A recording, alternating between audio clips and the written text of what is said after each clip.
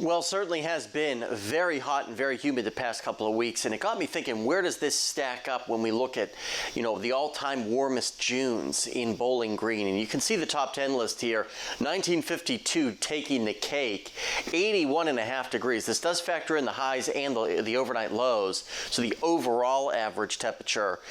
For us, we are outside of the top 10 right now by 1.5 degrees, which is quite a bit here. I don't think we're going to crack the top 10 because we've only got 3 days left, and temperatures over the next 3 days are not expected to be tremendously above average. We'll be a little bit above average today, but maybe both Sunday and Monday, the last 2 days of the month, temperatures are slightly below average. So it has been warm, but it hasn't been record-shattering warm.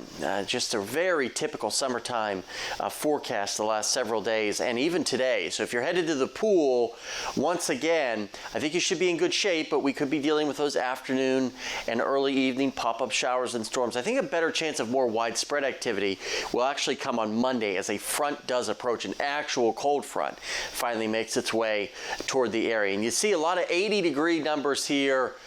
No 90s, which is certainly good news. Could we hit 90 degrees for an hour or two this afternoon? Certainly, but I think that would really be the exception rather than the rule than what we've seen. And you see this afternoon the randomness of those pop-up showers and storms, heavy downpours, some gusty winds. Much like what we've seen the past couple of days, they'll be very slow moving, so if you're under one of them, it will certainly dump.